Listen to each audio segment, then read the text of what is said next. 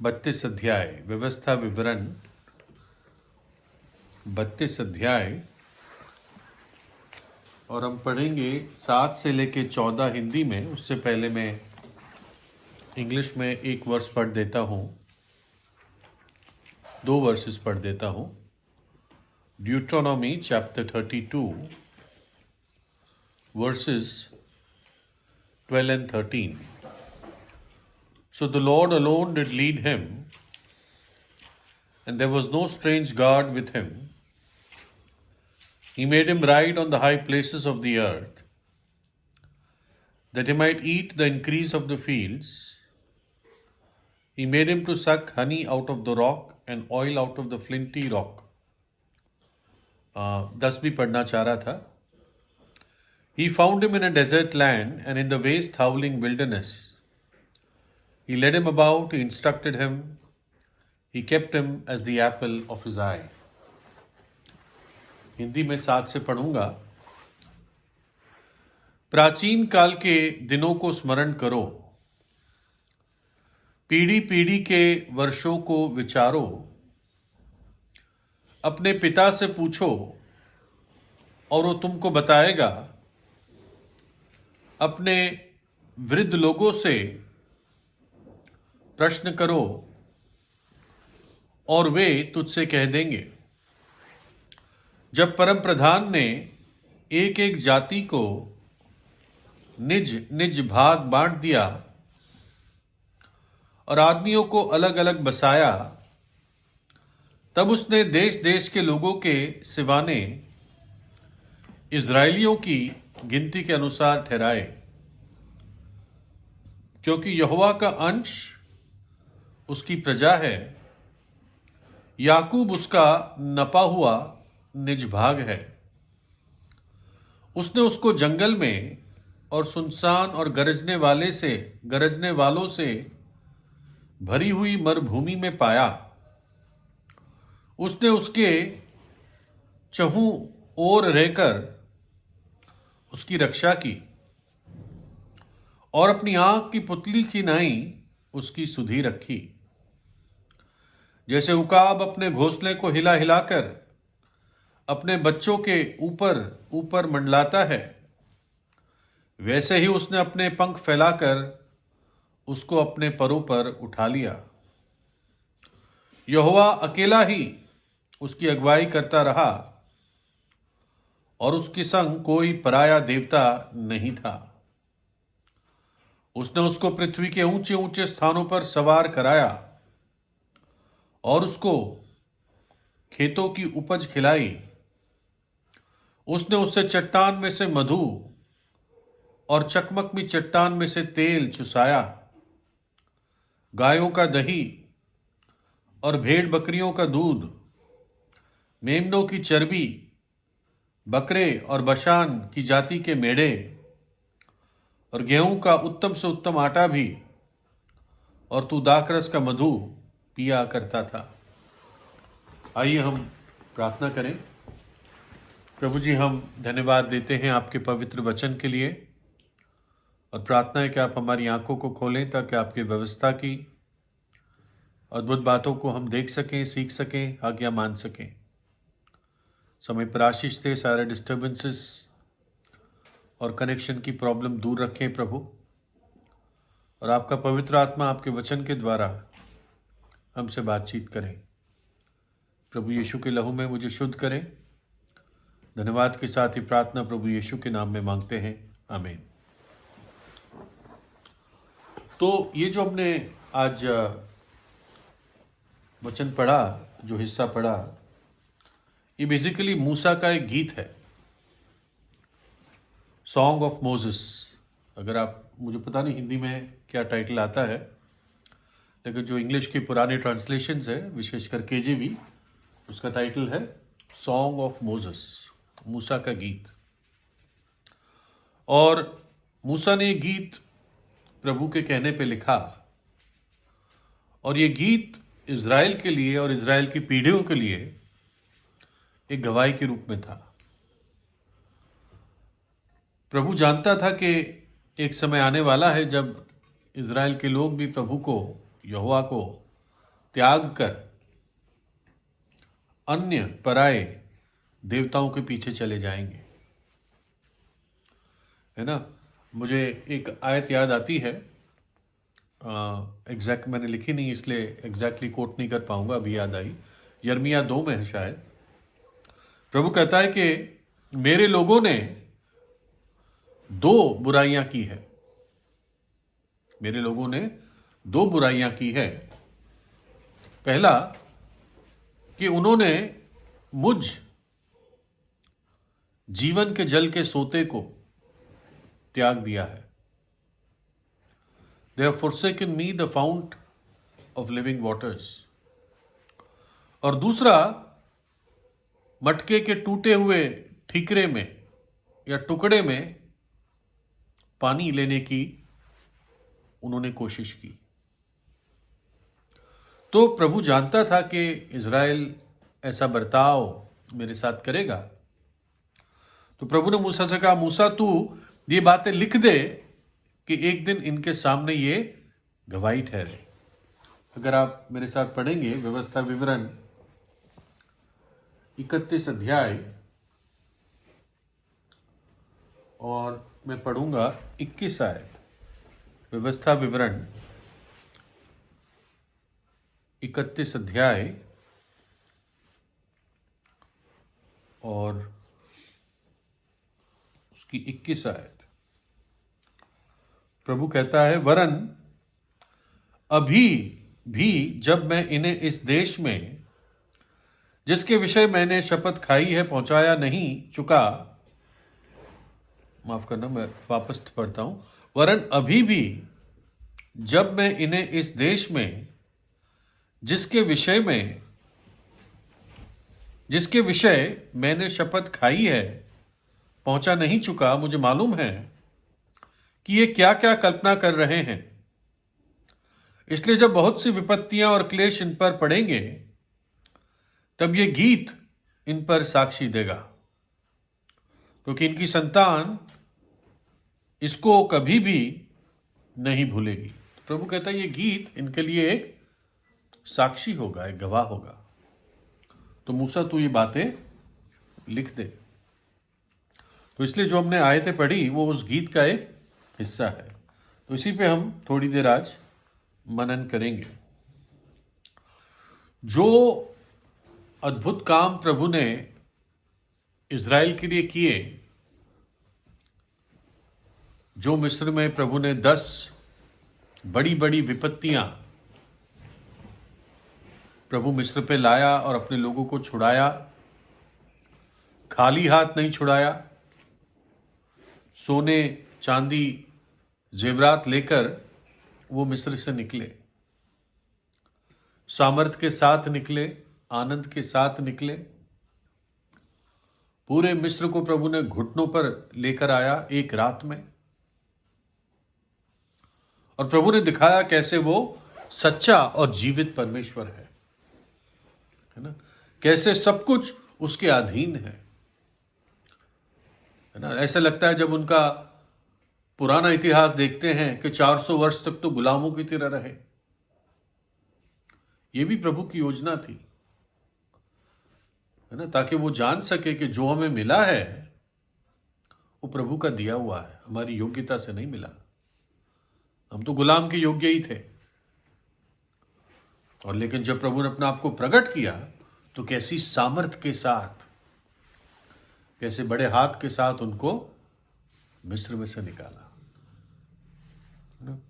और उसमें भी उसने क्रूस का दर्शन दिया उस आखिरी रात में, जब मेमने के लहू के द्वारा इज़राइल को छुटकारा मिला। तो स्वाभाविक मन से जब सोचते हैं तो लगता है कि कैसे इज़राइल को सदा प्रभु के आभारी रहना चाहिए था,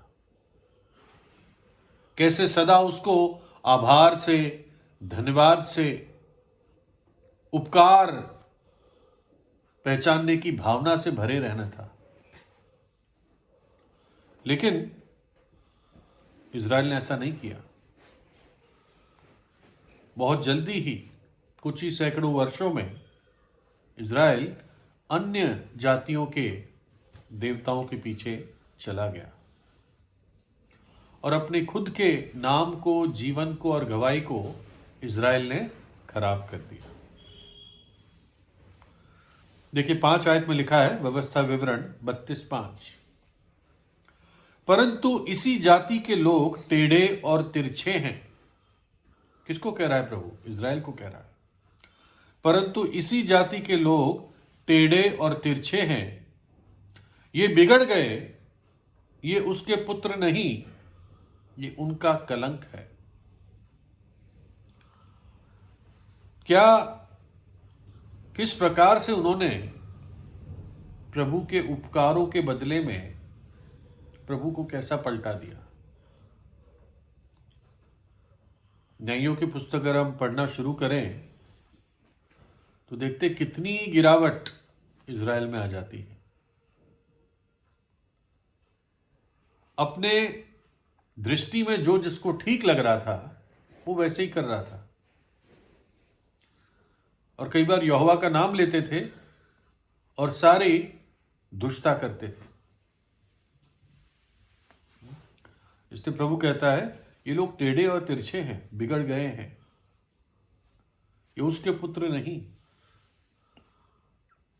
हम सोचते हैं कि भाई अविश्वासी लोग होने चाहिए जो टेढ़े और तिरछे होते हैं, जो प्रभु को नहीं जानते हैं, और हमें उनके बीच में सिद्ध और पवित्र और उदाहरण के योग्य होना चाहिए। पौलुस यही कहता है फिलिपियों 2:15 में, ताकि तुम निर्दोष और भोले होकर, फिलिपियों 2:15, ताकि तुम निर्दोष और भोले होकर टेढ़े और हटीले लोगों के बीच परमेश्वर के निष्कलंक संतान बने रहो, जिनके बीच में तुम जीवन का वचन लिए हुए जगत में जलते दीपकों की नाई दिखाई देते हो। पौलुस कहता है संसार के लोग तो टेढ़े और हटीले हैं, लेकिन उनके बीच तुम निर्दोष और भोले होकर परमेश्वर की निष्कलंक संतान बने रहो। निष्कलंक। वहां मूसा के गीत में वो क्या कहता है? ये उसके पुत्र नहीं, ये उनका कलंक है। एक्चुअली जो इंग्लिश में वर्स आता है वो इस तरह से है, व्यवस्था विवरण 32:5 में, परंतु इस जाति के लोग टेढ़े और तिरछे, ये बिगड़ गए हैं। और फिर लिखा है उनका जो चिन्ह है या निशान है वो उसके परमेश्वर के संतानों का निशान नहीं है। ये टेढ़े और तिरछे हो गए हैं। इसको समझने की कोशिश करें। Their spot is not the spot of his children. यानी अर्थ है कि प्रभु जब उनको देखता था तो प्रभु पाता था कि इन पर जो चिन्ह है, अब किस चिन्ह की बात हो रही मुझे नहीं मालूम है, या इन पर जो स्पॉट या क्या कहे दाग है, ये उसके बच्चों का दाग नहीं है। ना? इसको कैसे समझते हैं? 2 कोरिन्थियों 5:17 में क्या लिखा है? पौलुस कहता है कि जो कोई मसीह में है वो एक नई सृष्टि है, पुरानी बातें बीत गई, देखो सब कुछ नया हो गया। यानी जो व्यक्ति प्रभु यीशु मसीह में आता है वो एक नई सृष्टि बनता है। यीशु का लहू उस व्यक्ति को अंदरूनी रूप से शुद्ध कर देता है, सारे दाग को, कलंक को, धब्बों को धो देता है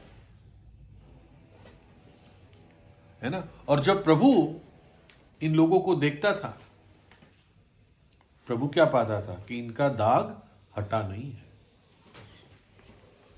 आई थिंक यिर्मयाह में ही प्रभु कहता है 2 में कि तेरे अधर्म का धब्बा मेरे सामने बना रहता है, तेरे अधर्म का दाग, तेरे अधर्म का कलंक, निशान मेरे सामने बना रहता है। तो कितना भी साबुन और सज्जी लगा ले, वो नहीं जाता है ना, क्योंकि वो चाहते नहीं थे, है ना। ये दाग, ये धब्बा या ये कलंक कैसे दूर होता है? सच्चे पश्चाताप से और यीशु के लहू से, है ना। तो प्रभु कहता है कि उनका जो निशान है वो उसके बच्चों का निशान नहीं है। अगर हमारे पे कोई निशान है तो किस चीज का निशान है? इफिसियों 1:13 में पता चलता है, और उसमें तुम पर भी, और उसी में तुम पर भी, जब तुमने सत्य का वचन सुना जो तुम्हारे उद्धार का सुसमाचार है, और जिस पर तुमने विश्वास किया, प्रतिज्ञा किए हुए पवित्र आत्मा की छाप लगी। जब तुमने वचन सुना, सत्य का वचन सुना, उद्धार का सुसमाचार सुना, जब तुमने विश्वास किया, तो तुम पर एक चिन्ह लगा, एक मोहर लगी, पवित्र आत्मा की छाप लगी, है ना। पवित्र आत्मा की छाप लगी। और प्रैक्टिकली रोजमर्रा के जीवन में ये छाप कैसे प्रकट होती है ना। प्रभु ही देख सकता है उस पवित्र आत्मा की छाप को, लेकिन औरों के सामने ये कैसे प्रकट होती है ना। 2 तिमोथियस 2 अध्याय और 19 आयत लिखा है, तो भी परमेश्वर की पड़ी नेव बनी रहती है और उस पर यह छाप लगी है कि प्रभु अपनों को पहचानता है, और जो कोई प्रभु का नाम लेता है वो अधर्म से बचा रहे। हिंदी में लिखा है बचा रहे, इंग्लिश में लिखा है जो कोई प्रभु का नाम लेता है, मसीह का नाम लेता है, वो अधर्म से दूर भागे। Let him that nameth the name of Christ depart from iniquity. ये उसके जीवन की छाप है। अगर तुम प्रभु को जानते हो, अगर प्रभु को चखा है, अगर प्रभु को दिल में बुलाया है, वो आपके अंदर वास करता है, तो आप अधर्म से दूर भागोगे। यह आपकी प्रैक्टिकल छाप दिखेगी लोगों को, मेरे और आपके जीवन में। फिर आगे चलते हैं 8 आयत में। देखो प्रभु ने इज़राइल को कितने प्यार के साथ सेटल किया, बसाया, मिस्र में से निकालकर 40 वर्ष की जंगल की यात्रा के बाद प्रतिज्ञा की भूमि पर उनको बसाया। क्या लिखा है 8 आयत में, जब परम प्रधान ने एक एक जाति को निज निज भाग बांट दिया और आदमियों को अलग अलग बसाया, तब उसने देश देश के लोगों के सिवाने इजरायलियों की गिनती के अनुसार ठहराए। इसका क्या अर्थ है? इसका अर्थ यह है कि प्रभु ने जब और देशों को बसाया तो उनकी जो बाउंड्री प्रभु ने खींची, उनके सिवाने जो खींचे प्रभु ने, वो इज़राइल के लोगों की गिनती के अनुसार प्रभु ने खींचा, है ना। यानी लोग तो समझते नहीं है कि बाउंड्री, वो आपस में लड़ते हैं बाउंड्रीज के लिए, है ना। हम चाइना और पाकिस्तान के साथ हमारे प्रॉब्लम्स क्यों होते हैं? बाउंड्री के कारण, है ना। वो कहते हैं ये हमारा हिस्सा है, हम कहते हैं हमारा हिस्सा है। ऐसे कई देशों में बाउंड्रीज के कारण लड़ाइयां होती हैं। लेकिन बाउंड्री, सिवाने, बॉर्डर देश देश की प्रभु ने खींची है, और ये प्रभु ने इज़राइल को सबसे मध्य रूप में रखते हुए अपने मन में प्रभु ने किया है। आपको मालूम है, अगर आप याद करो कि इब्राहिम का बेटा, जो उसका प्यारा बेटा था, इकलौता बेटा था, जिसे वो प्यार करता था, वो इसहाक था। इकलौता मतलब प्रतिज्ञा का जो बेटा था। लेकिन उसके और भी बेटे हुए, इस्माइल था और फिर केतुरा के द्वारा भी हुए। तो आपको मालूम है, उनको इब्राहिम ने कुछ कुछ देकर उनको वहां से भगा दिया कि भाई तू ये ले, तू ये ले, तू ये ले, तू जा उधर जा, तू इधर जा। वो सऊदी में बस गए, अरब में बस गए, और इसहाक को विशेष उसने संभाल के रखा, है ना। तो वैसे ही प्रभु ने इज़राइल के राष्ट्र को इसी प्रकार से विशेष ध्यान देकर कनान में बसाया, और बाकी सब अन्य जातियों के जो देश देश की बाउंड्रीज थी, हम सोच नहीं सकते, वो प्रभु ने खींची। उत्पत्ति 10:5 में हम शुरुआत देखते हैं कैसे प्रभु ने देश देश के लोगों को बसाया, है ना। हमारा परमेश्वर इतिहास का और भूगोल का, दोनों का परमेश्वर है। Is the God of history and geography, है ना। अगर हिस्ट्री और ज्योग्राफी के सब्जेक्ट आपके वीक हो, जो बच्चे पढ़ते हैं, तो प्रभु से प्रार्थना करें, बुद्धि देगा प्रभु, है ना। तो उत्पत्ति 10:5 में लिखा है, एक उदाहरण के रूप में आप देखिए, इनके वंश अन्य जाति के द्वीपों के देशों में ऐसे बढ़ गए कि वे भिन्न भिन्न भाषाओं, कुलों और जातियों के अनुसार अलग अलग हो गए। जैसे यहां द्वीपों लिखा है, लेकिन ये और जो जगहों में भी, भूमियों में जब लोगों को प्रभु ने बिखरा दिया, तो कैसे किया? भिन्न भिन्न भाषाओं के अनुसार, कुलों के अनुसार, जातियों के अनुसार। आप देखते होंगे ज्यादातर जो एक भाषा बोलते हैं वो एक ही जगह रहते हैं। वैसे हमारे सारे प्रदेश है, आप देख लो उदाहरण के लिए, केरला में मलयालम बोलते हैं, ठीक है ना। पंजाब में ज्यादातर पंजाबी बोलते हैं, ठीक है। वैसे जो फ्रेंच बोलते हैं वो फ्रांस में रहते हैं, तो उनके अलग अलग गुट बन गए। तो ये हम सोच नहीं सकते, लेकिन प्रभु के मन में प्रभु ने उनको इस तरह से स्कैटर किया, बिखराया, और सिवाने प्रभु ने खींची ताकि इज़राइल सुरक्षित रहे, है ना। जो समुद्र की जो लहरें होती है, अगर आप समुद्र के किनारे गए हो, तो लहरें उछल उछल के आती है दूर से, लेकिन एक जगह आके वो बस धीरे धीरे होकर खत्म हो जाती है। एक लाइन के बाद वो क्रॉस नहीं कर सकती। ये लाइन प्रभु खींचता है, और देश देश की लाइन प्रभु ने इज़राइल के कारण खींची। उसी उत्पत्ति 10:31 और 32 में शेम का घराना, है ना, जिसके द्वारा इज़राइल आया, शेम के पुत्र यही है, और ये भिन्न भिन्न कुलों, भाषाओं, देशों और जातियों के अनुसार अलग अलग हो गए। नूह के पुत्रों के घराने यही है, और उनकी जातियों के अनुसार उनकी वंशावली यही है। और जल प्रलय के पश्चात पृथ्वी भर की जातियां इन्हीं में से होकर बढ़ गई।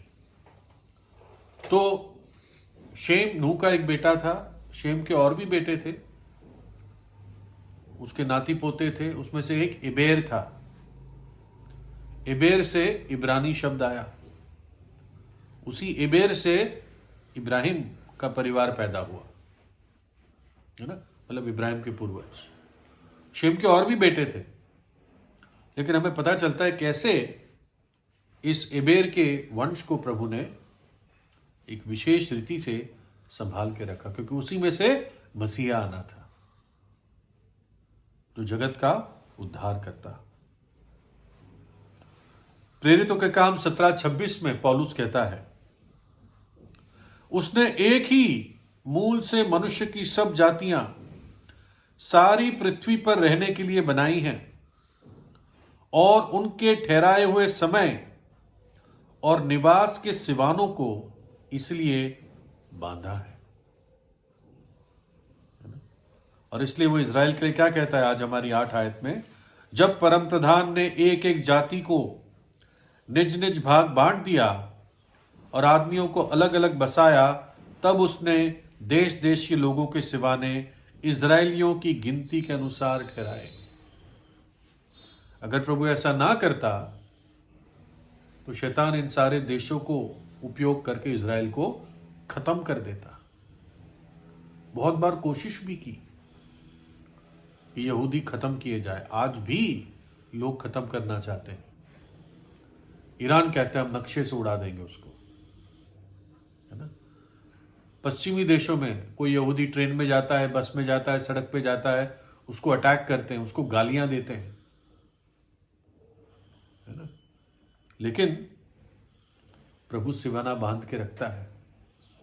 प्रभु इस देश की, इस जाति की रक्षा करता है और एक दिन इनको लौटाकर वापस लाएगा, है ना। ये किया तो प्रभु का ही किया कराया है, लेकिन ये जो वचन आज हमारे पास है ये यहूदियों की देन है, जिन्होंने सुरक्षित रखा है इस वचन को, है ना। हम बहुत कुछ कर्जदार है यहूदी समाज की, इज़राइल की। फिर आगे बढ़ते हैं 9 आयत में, क्योंकि यहोवा का अंश उसकी प्रजा है। अंश बहुत अच्छा शब्द नहीं है, इंग्लिश में लिखा है the Lord's portion is his people. यहोवा का जो हिस्सा है वो उसकी अपनी प्रजा है। याकूब उसका नपा हुआ निज भाग है।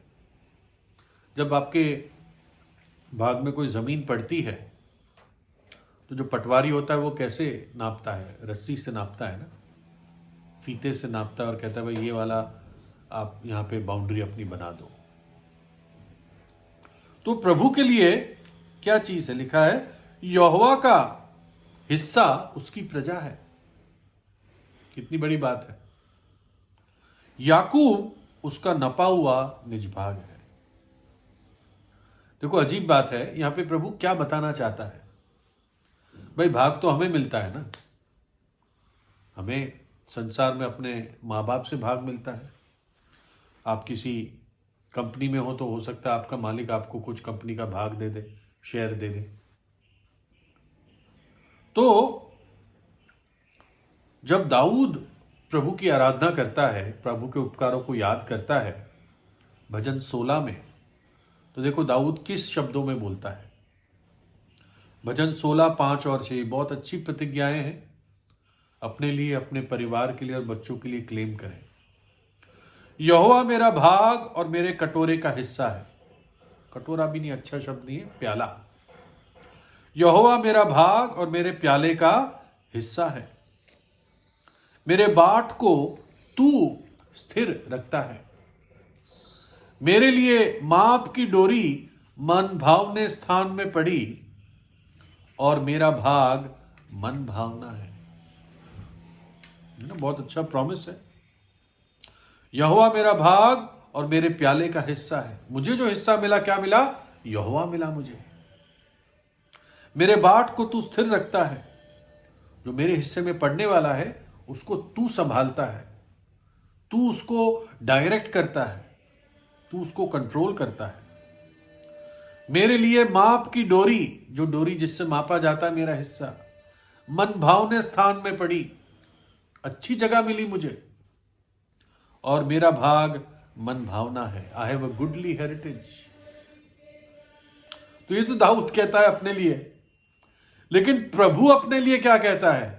प्रभु अपने लिए कहता है कि यहोवा का भाग उसकी प्रजा है। और प्रभु के हिस्से में क्या पड़ा? याकूब।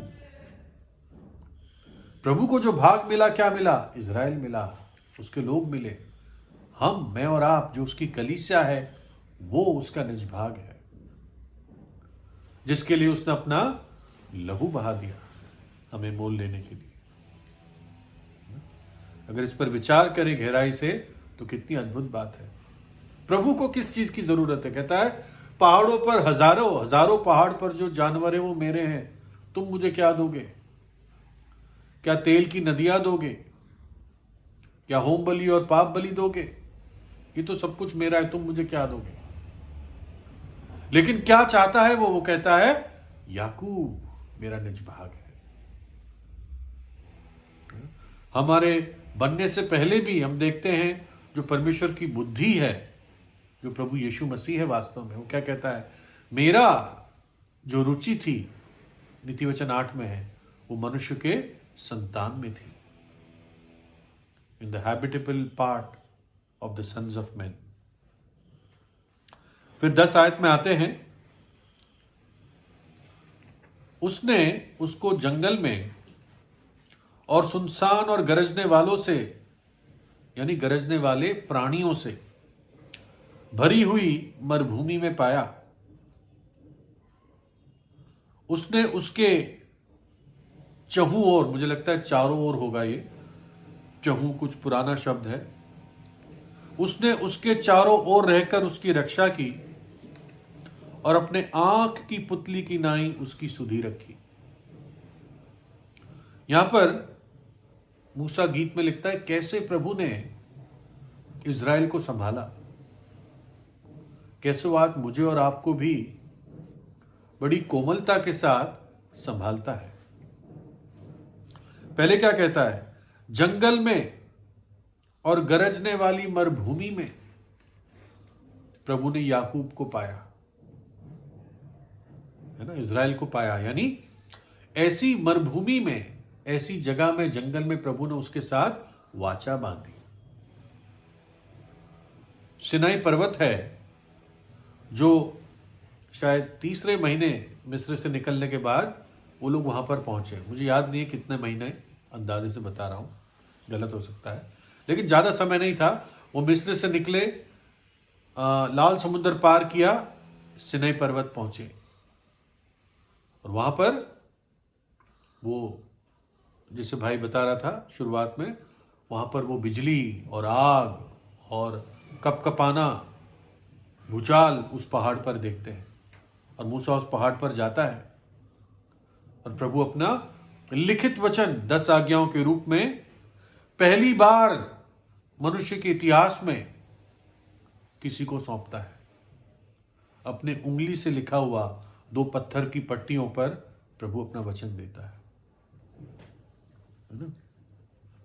और यहां पर प्रभु उनके साथ वाचा बांधता है और 3 चीजें लिखी है। इंग्लिश में वो 3 सही बटकर दिखती है, हिंदी में भी वही है, लेकिन मैं आपको सिंपल भाषा में बताऊंगा। इंग्लिश में लिखा है, he led him about, he instructed him, he kept him as the apple of his eye. उसने, प्रभु ने उसकी अगुवाई की और उसको शिक्षा दी, इंस्ट्रक्शन दिए, सीख दी। और तीसरा, अपनी आंख की पुतली की तरह उसको चारों ओर रक्षा की, उसको संभाला, है ना। ये 10 आयत में है। सिंपल में इस तरह है, उसने, प्रभु ने उसकी अगुवाई की, उसको सीख दी, शिक्षा दी और अपनी आंख की पुतली की तरह उसको संभाल के रखा। He kept him as the apple of his eye. प्रभु ने कैसे अगुवाई की इज़राइल की, आपको याद है? आग और बादल के खंभे के द्वारा। दिन में बादल और रात को आग, है ना। वो एक ही चीज थी, है ना। एक बादल था और ऊपर आग का खंभा था। दिन में बादल दिखता था और रात को आग दिखती थी। और वही, उसको देखते ही मूसा आगे चलता था और लोग पीछे चलते थे, लाखों लोग। निर्गमन 13 अध्याय 21 और 22, एक्सोडस 13, 21 एंड 22। और यहोवा उन्हें दिन को मार्ग दिखाने के लिए मेघ के खंबे में और रात को उजियाला देने के लिए आग के खंबे में होकर उनके आगे आगे चला करता था, जिससे वे रात और दिन दोनों में चल सके। उसने ना तो बादल के खंबे को दिन में और ना आग के खंबे को रात में लोगों के आगे से हटाया। दिन और रात रोज प्रभु इनकी अगुवाई करता था। ना दिन में अपनी अगुवाई हटाई, ना रात को अपनी अगुवाई हटाई, लेकिन प्रभु उनको क्लियर लीडिंग देता था, अगुवाई देता था। आज प्रभु में कैसे अगुवाई देता है? आज तो मुझे कोई आग और बादल और आग का खंबा तो नहीं दिखता, लेकिन यूहन्ना 16:13 में, परंतु जब वह अर्थात सत्य का आत्मा आएगा, जब पवित्र आत्मा आएगा, तो तुम्हें सब सत्य का मार्ग बताएगा। He will guide you into all truth। क्योंकि वह अपनी ओर से ना कहेगा, परंतु जो कुछ सुनेगा वही कहेगा और आने वाली बातें तुम्हें बताएगा। प्रभु कहता है पवित्र आत्मा अब तुम्हारी अगुवाई करेगा। इस वचन को लेकर पवित्र आत्मा हमारी अगुवाई करता है। थोड़ा डिस्टरबेंस है, आई थिंक वो चुनाव का कुछ चल रहा है। तो 13 आयत में, माफ करना 13 आयत नहीं, यशाया 63:14 आयत में बहुत सुंदर बात लिखी है, समझने की है। यशाया 63:14, जैसे घरेलू पशु तराई में उतर जाता है, वैसे ही यहोवा के आत्मा ने उनको विश्राम दिया। ठीक है, यहोवा के आत्मा ने उनको विश्राम दिया। इसी प्रकार से तूने अपने प्रजा की अगुवाई की ताकि अपना नाम महिमा युक्त बनाए। ये क्या कहता है वचन? ये कहता है कि यहोवा के आत्मा ने उनको विश्राम दिया, यानी मन में तसल्ली दी। ठीक है, और इस प्रकार से तूने उसकी अपनी प्रजा की अगुवाई की। इसको आप समझिए कि प्रभु हमारी कैसे पवित्र आत्मा के द्वारा आज अगुवाई करता है। प्रभु हमें हमारे मन में विश्राम देता है। मानो आप किसी बात के लिए प्रभु की इच्छा जानना चाहते हो, तो प्रभु, अगर वो चीज प्रभु की इच्छा में, तो प्रभु क्या देगा? आपको विश्राम देगा, शांति देगा उस बारे में। अगर प्रभु की इच्छा नहीं होगी तो आपको बड़ा उथल पुथल होगा, अशांति होगी। ठीक है, देखो दोबारा पढ़ता हूं। जैसे घरेलू पशु तराई में उतर जाता है, यानी घास बास खाने के लिए आराम से निकल जाता है, वैसे ही यहोवा के आत्मा ने उनको विश्राम दिया। इसी प्रकार से तूने अपने प्रजा की अगुवाई की। तो कैसे अगुवाई करता है? पवित्र आत्मा हमारे मन में उस मामले के बारे में शांति देता है। एक जो अंदर का हमारा कुआं है वो उभर के आता है, बड़ी आजादी होती है। दूसरा कोरिन्थियों 3:17 में लिखा है, प्रभु तो आत्मा है और जहां कहीं प्रभु का आत्मा है वहां स्वतंत्रता है ना? जहां कहीं प्रभु का आत्मा है वहां स्वतंत्रता है।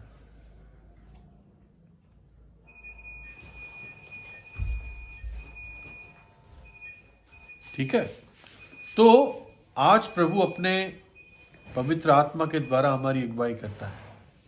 वो हमारा दिन में बादल और रात को अग्नि का खंबा है। तो हमने इस जो पहले पॉइंट को देखा, मैं जल्दी से खत्म कर रहा हूं कि पवित्र आत्मा आज हमें अगुवाई कैसे करता है। जब हम प्रभु की इच्छा जानना चाहते हैं तो उस मामले में वो हमें शांति देता है और स्वतंत्रता देता है। जैसे मैं बता रहा था कि अभी मैं टूर से लौटा और मेरा टूर ज़्यादा लंबा था, लेकिन मुझे कुछ थोड़ी सी अशांति हो रही थी, तो मैंने अपने टूर को छोटा किया, और मैं अपनी सिस्टर के पास जाने वाला था न्यूयॉर्क, मैं नहीं गया। और अगर होता तो आज मैं वहीं होता, उसी इलाके में। लेकिन कल और आज वहाँ बहुत बड़ा तूफान आया हुआ है बर्फ का। इस हद तक तूफान आया है कि लाइटें जाने वाली है, लोग घर में सामान इकट्ठा कर रहे हैं। मेरी सिस्टर बता रही थी फ़ोन पे कि वो 2 जगह दूध खरीदने गई, दूध नहीं मिला अमेरिका में। तो कैसे प्रभु हमें, है ना, कहने के लिए हम एक व्यक्ति है, मैं एक व्यक्ति हूं, आप एक व्यक्ति है, लेकिन प्रभु का पवित्र आत्मा हमारे साथ है और वो हमारी इस प्रकार से अगुवाई करता है जब हम प्रार्थना में उस पर डिपेंड करते हैं, है ना। फिर दूसरा, प्रभु ने उसको, पहले तो प्रभु ने उसकी अगुवाई की, दूसरा प्रभु ने उसको शिक्षा दी, सीख दी, ठीक है ना। और यशाया 28 अध्याय की 26 आयत में लिखा है, क्योंकि उसका परमेश्वर उसको ठीक ठीक काम करना सिखलाता और बतलाता है। तो दूसरी चीज,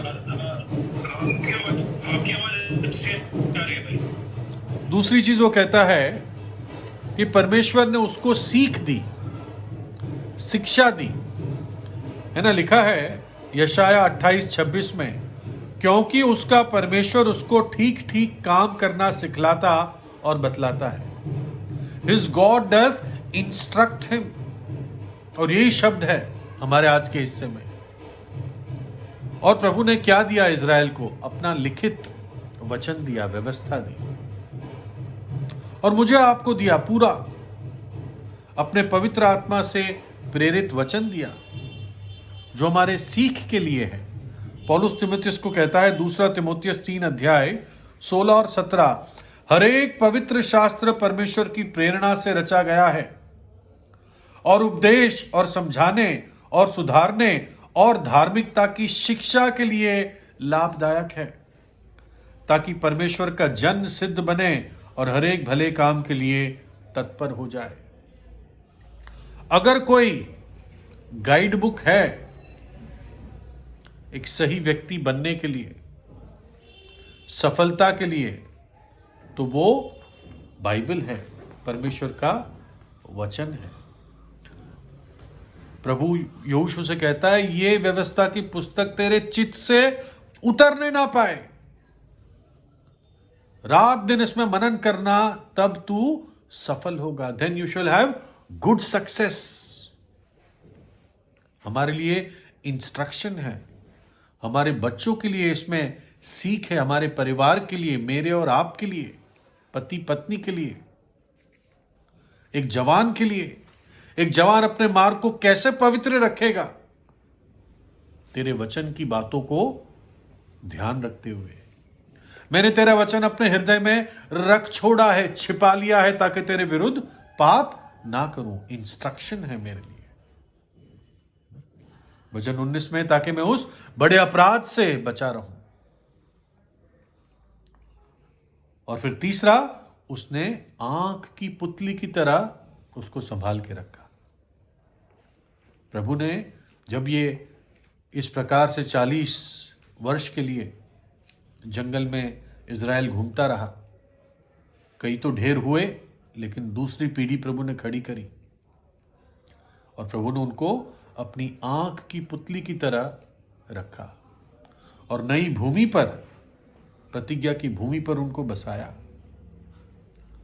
प्रभु यीशु ने कहा, मेरी भेड़ें मेरे हाथ में है, मेरे पिता के हाथ में है, और वो कभी नाश नहीं होगी, है ना, कभी नाश नहीं होगी। एक प्रकार से असहाय लोग थे, गुलाम थे। इतने बड़े बड़े देशों के साथ, जातियों के सामने कैसे खड़े रहते? 7 भयंकर जातियां थी, कनानी, पेरिजी, हित्ती, अमोरी, दानव जैसे लोग थे, है ना, कैसे गुलाम लड़ सकते? लेकिन प्रभु ने उनको अपनी आंख की पुतली की तरह रखा। जो आंख की पुतली है, बेसिकली क्या होता है ना, इसको एक्चुअली अगर कोई किसी के आप एकदम पास आके देखेंगे तो उसकी आंख में आपको अपनी परछाई दिखेगी, अपनी इमेज दिखती है ना। दूर से नहीं दिखता, लेकिन अगर आप किसी के एकदम पास में आओगे तो आपको अपनी ही इमेज, तस्वीर उस व्यक्ति की आंख में दिखेगी। तो प्रभु कहता है तू मेरे आंख की पुतली है, तू मेरा इतना करीब है कि तेरी इमेज मेरी आंखों में है।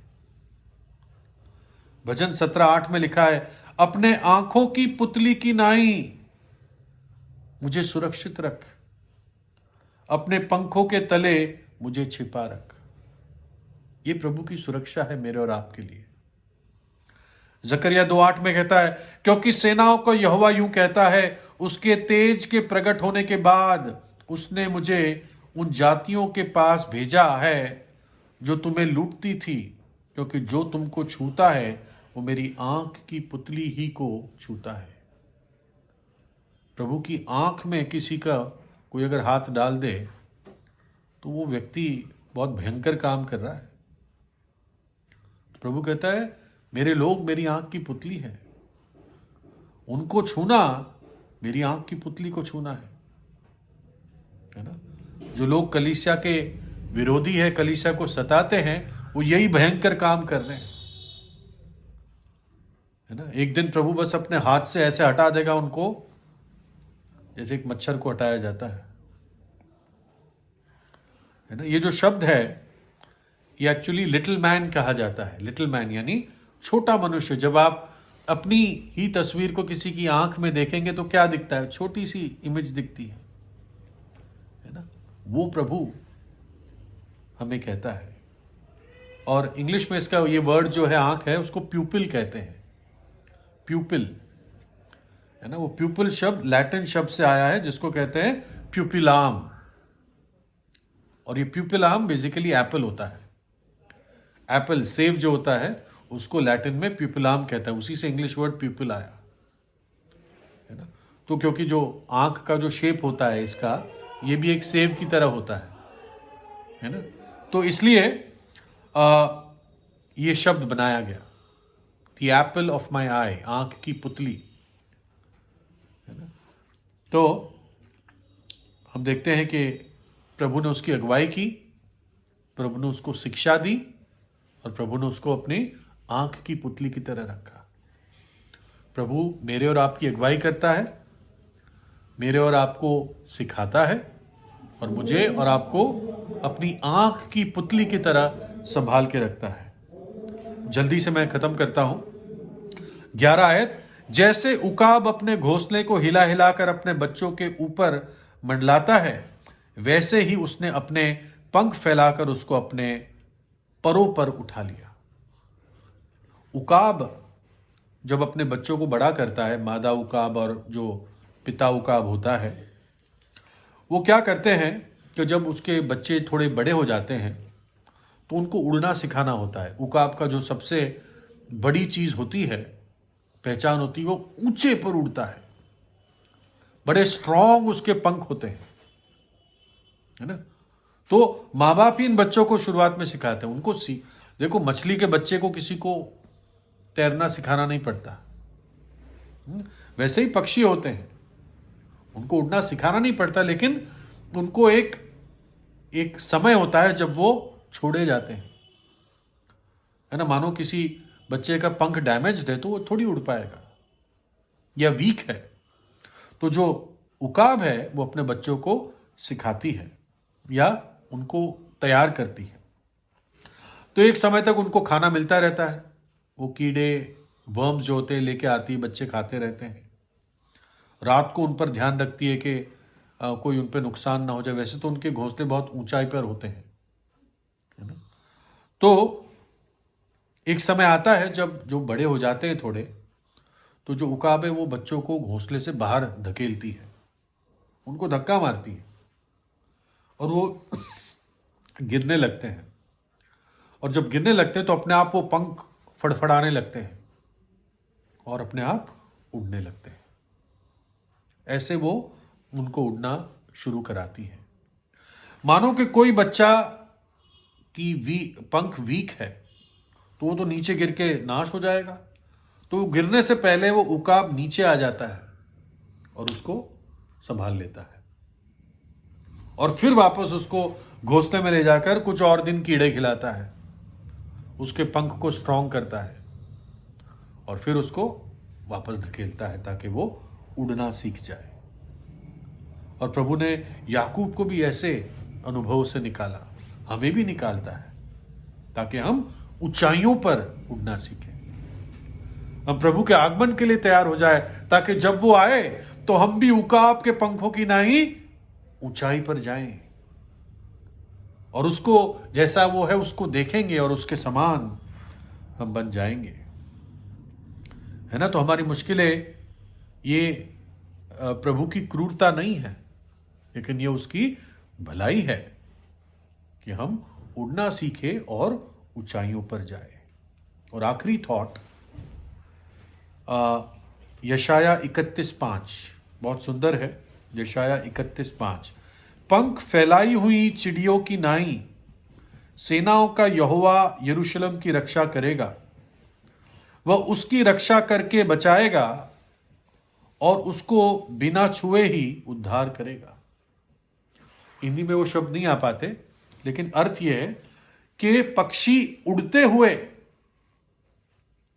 अपने उसके घोंसले में जो बच्चे हैं उसकी रक्षा करते हैं, वैसे ही प्रभु यरूशलेम की रक्षा करता है। कैसे समझे उसके? भाई पक्षी जब उड़ेगा तो थोड़ी वो तो उड़ जाएगा आगे, लेकिन यहां पर अर्थ है घोंसले के ऊपर वो मंडलाता रहता है, होवर ओवर द नेस्ट। आपने ड्रोन देखा होगा बच्चों का, कैसे वो ड्रोन ऐसे उड़ता है और एक ही जगह पे हेलीकॉप्टर जैसे बना रहता है, वैसे अर्थ है कि पक्षी घोंसले के ऊपर उड़कर बच्चों की रक्षा करता रहता है। और यहां पर जो शब्द इंग्लिश में इस तरह है, as birds flying so will the Lord of host defend Jerusalem, defending also he will deliver it, and passing over he will preserve it. Passing over, जो इंग्लिश की बाइबल पढ़ते हैं उनको ध्यान आएगा पासिंग ओवर किस शब्द से मिलता हुआ है? पास ओवर से, फंसे से।